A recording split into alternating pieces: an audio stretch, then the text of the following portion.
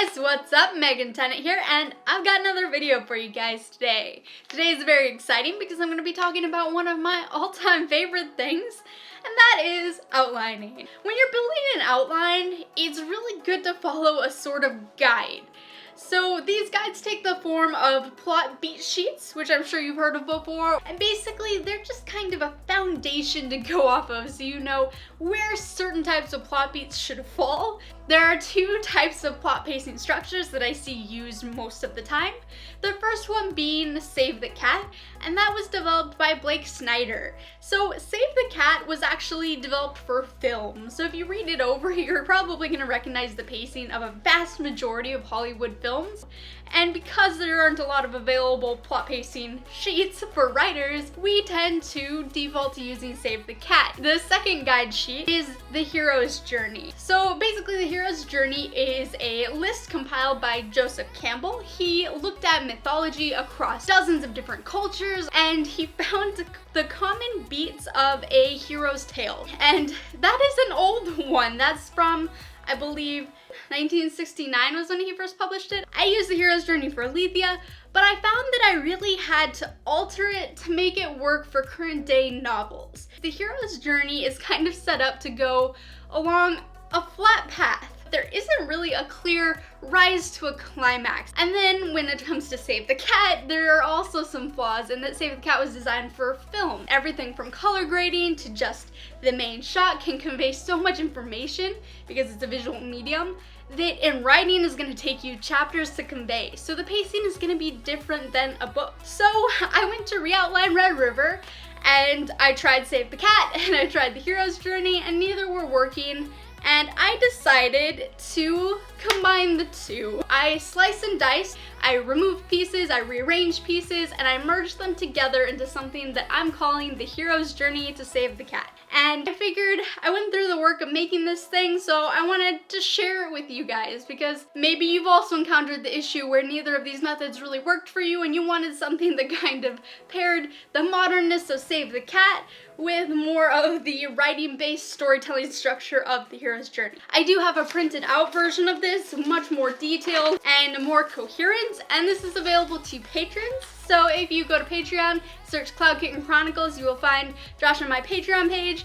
Moon Kittens and above get a monthly kind of writing aid, and the sheet for October was this, right? Okay, so let's get to it. This is gonna be a long video, so I'm gonna try to kind of go through these fairly quickly. Stage number one is Hello World, and this is the opening image of your story. So this is gonna be where you first captivate your readers. This is where your hero is gonna start out in an exciting to them situation. Now keep in mind that exciting or stressful situation might be laughable to them at the end of the book, but in their current context, it should be stressful. And this should be surrounding your hero in their current ordinary world, which brings us very quickly into stage number two, is the calm before the storm. And this is where you're going to follow the character on in their ordinary world for a brief time to get a little more background and context and character description. You want to keep this stage really short because right now your readers just picked up the book, they're not sucked in yet. So it's delicate at this stage in time. This is where you should kind of highlight what your hero is missing in their life. So whether they know it or not, they're missing something in this stage. And by the end, they're either going to have acquired that or realize that they don't truly want it. Which brings us to stage number three, which I'm sure you're very familiar with, which is the call of the catalyst.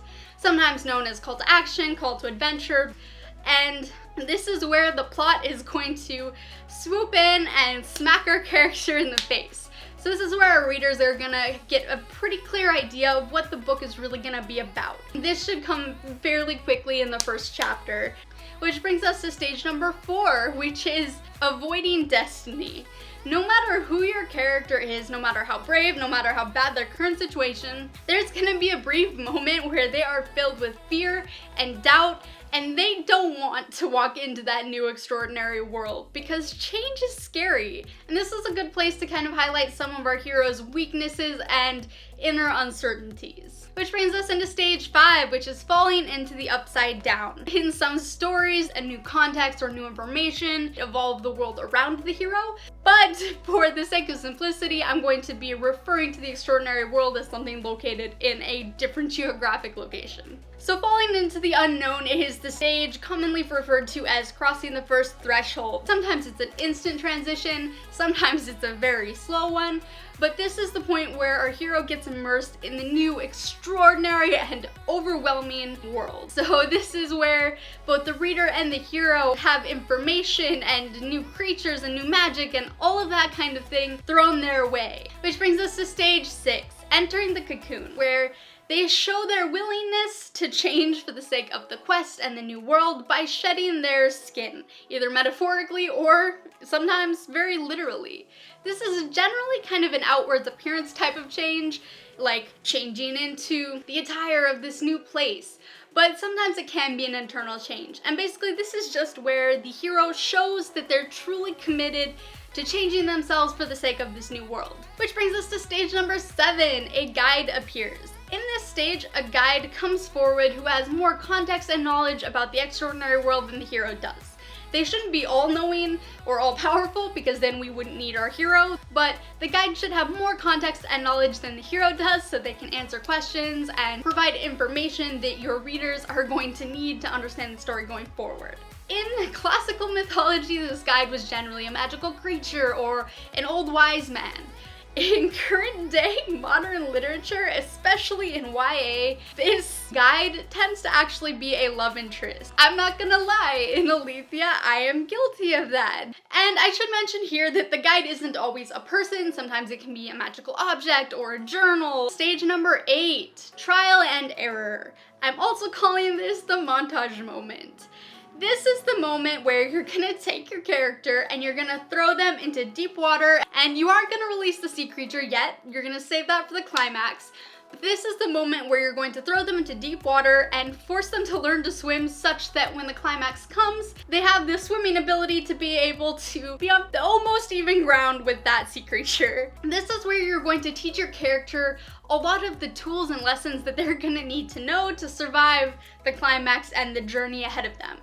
Think of this as the time where your character trains, where they learn magic, where they learn about the world. And in the beginning, they're gonna get their ass handed to them. But they're going to get better and better over time, and through their failures, they're going to grow. And by the end of this trial phase, they should be starting to grow confidence in themselves and their ability to exist in this new and extraordinary world. Which brings us to a very fun stage, which is stage number 9, the Mushy Middle. This is the midpoint of the story where our heroes finally started to succeed and they're starting to fall in love with this new world and often with another literal person. This is the stage where everything is rainbow and butterflies. Our heroes tend to forget about the evil and dangers of the journey ahead and just enjoy the moment. This is the night of dancing and drinking under the stars, the first kiss with the love interest, the night where the hero shirks their duties and escapes for a joyride on the dragon. In this moment, the hero is actually tempted to abandon their quest to just stay in this blissful moment in this new world. This is the stage where you as a writer get to really have fun and indulge because you can throw comedy and cuteness and scenes for the sake of fun at your reader. Your reader is really going to appreciate getting this chance to get a nice deep breath of air before you swoop in with stage number 10 and punch them right in the gut. Because stage number 10, the evil crashes the party. And this is the point where, generally unexpected, everything that the hero had been pretending didn't exist comes crashing down on their head. In the last stage, our hero let their guard down. They stopped to enjoy that blissful moment, and in that period of time where they weren't paying attention, evil comes in and strikes a devastating blow. This should be a moment where a great loss is suffered, whether it's loss of life, loss of resources. There should be some hardcore blow to the overall goal of the book and the quest. And it should hit the hero really hard because it's gonna take us into stage number 11, which is the hero's cliff. This stage follows right on the heel of the last one, and this is going to be the lofty cliff from which our hero is going to be falling. This is the moment where a credible character confirms our hero's worst fears, where they hold the body in their own hands, where they feel the heat of the burning village. This is the exact moment where they fall to their knees and the reality of the loss dealt in stage 10 comes crashing down on their heads. And in their extreme anguish, they roll right off of that cliff and they fall straight into stage 12, which is the hero's fall. And this is where our hero falls into the deepest pit of depression and despair they will encounter in this entire book. This is the lowest point where they're at true risk of giving up. Not to stay in the mushy middle, but giving up on life or giving up on the extraordinary world entirely to return to their old world. And this stage is often tainted with guilt because the hero often blames the evil crashing the party stage and the loss that resulted from that on themselves for letting their guard down. Which leads us straight into stage 13. It has two names because I couldn't choose one, so it's either Against All Odds or A Spark in the Darkness. And this is the stage where our hero finds the strength to start crawling, to get up and stumble forward, and the music starts rising in the background, and our hero somehow finds the will to start running. A very, very essential aspect of this step is that there needs to be a spark. The hero can't just randomly find the strength. There needs to be some sort of realization or gem of truth, or they need to look at some information in new light that they gained through the loss of the recent few stages, or sometimes another character comes and gives them a bit of information or accidentally gives them an epiphany or realization. But there needs to be some sort of switch that flips in our heroes' heads that gives our hero the willpower to walk forward into what is undoubtedly going to be more pain and suffering. And generally it's a really good idea to have whatever the spark is tie into the core central theme of your book.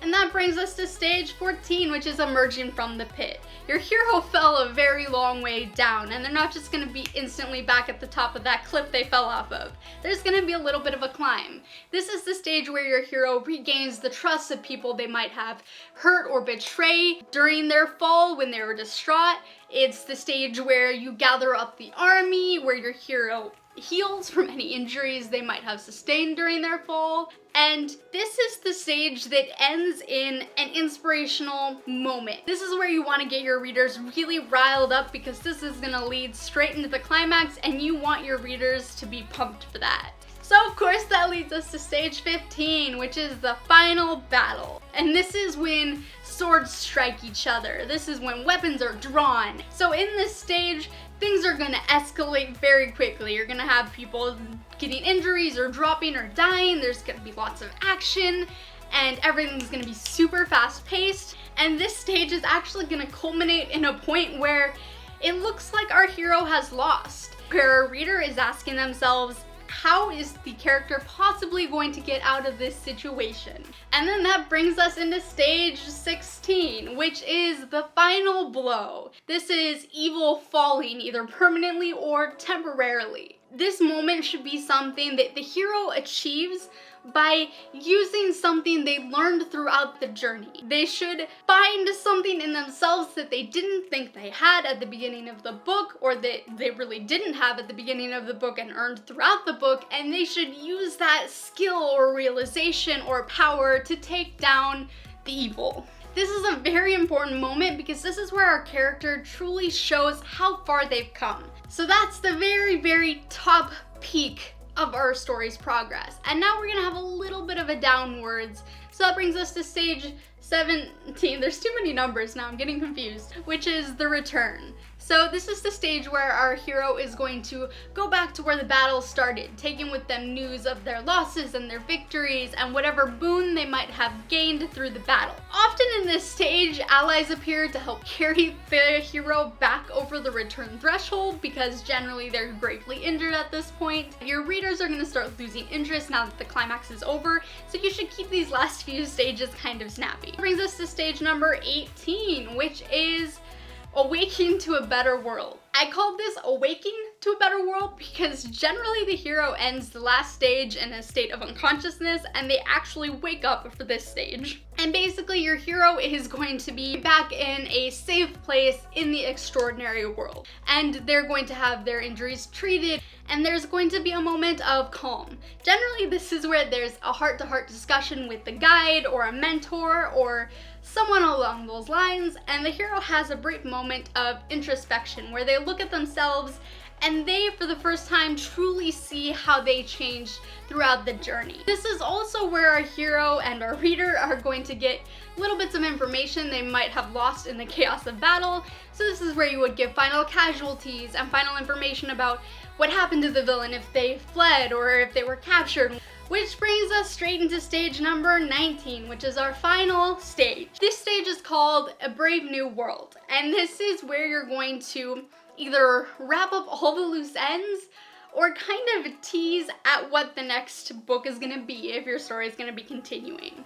This is where you truly reward your readers by showing them that all of the hero's sacrifices and all of the pain and the death and the hurt was all worth it because it got us to this point. This is where you show your readers the people that are benefiting from the hero's sacrifices and the way the world is now a better place. So generally, if this is a last book or a standalone, this is where you would have an epilogue, you jump a bit in the future. But if your book is the first book in the series, this is where you're going to kind of tease what the next book is gonna be.